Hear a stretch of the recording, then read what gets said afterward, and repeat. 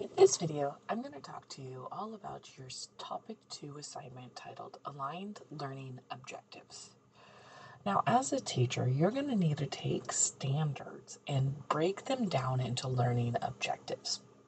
Essentially, a standard is a larger learning goal that could take weeks, a month, or even the entire school year to develop. When we break a standard down into a learning objective, what we're doing is saying, here's this larger learning goal, but here's the part we're going to be learning today. The objective is what you want to learn in that one day. Objectives shouldn't be the same every day for a week, but they change based on the daily lesson. All right, so part 1 is learning objectives. You're going to do that interactive media piece just like we did last week. You'll find that right up here.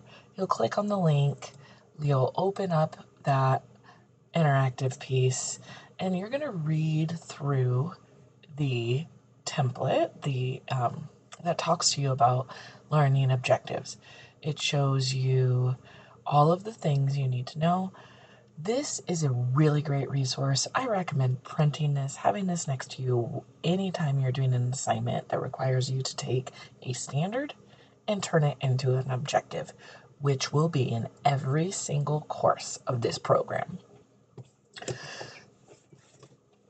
So when you get through this, you're going to see some examples. You'll be able to look at that. And then they give you some non-examples. And they'll tell you why. For example, students will understand.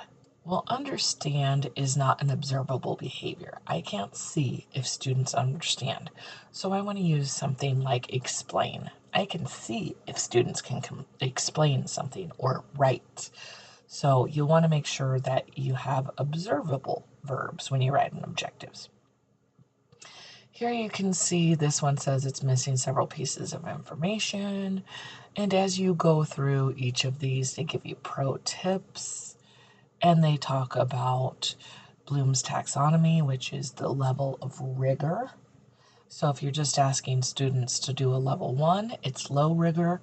And as you move through each level, the rigor gets higher and higher. And you want to match the rigor of the standard. So you'll go through that writing, and then you'll go through the different quiz parts here. So you'll go ahead and do each of these parts on the side.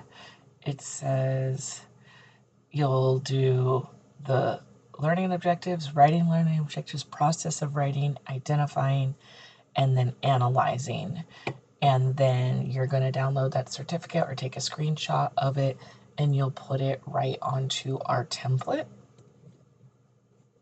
right here. Okay, so then part 2, you're going to select a standard.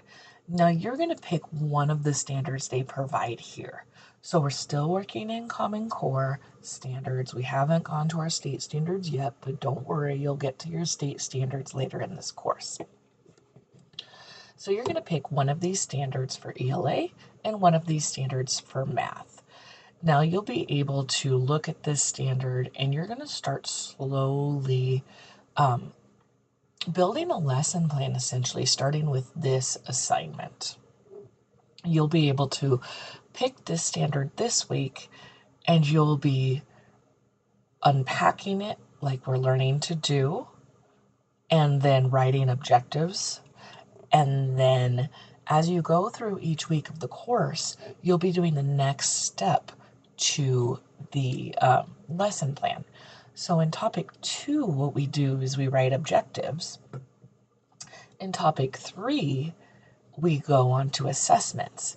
And so in your slideshow here that you do, you're going to write an assessment based on what you do in topic 2 here.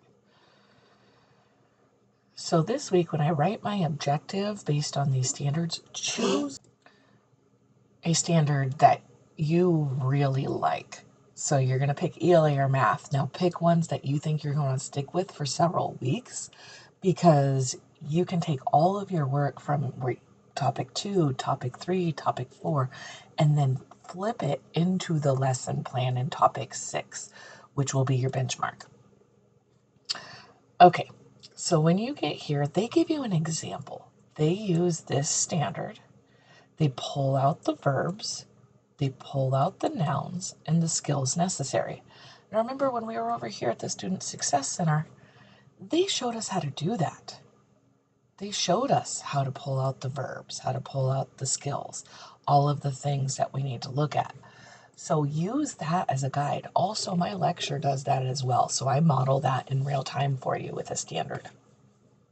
And then they write the objectives, making sure that they are able to measure, like using words like explain and solve instead of understand. So you're going to unpack a math standard and write 3 aligned objectives. So that could be 3 different days of learning, or it could be 3 things that are going to occur in one day. But our objectives, remember, are written at a daily level. So if you can't accomplish it in one lesson, it's too much. Narrow it down. Then you'll go ahead and do the same thing with ELA. So you're selecting an ELA standard from above, and you're going to go ahead and unpack that standard and write 3 objectives.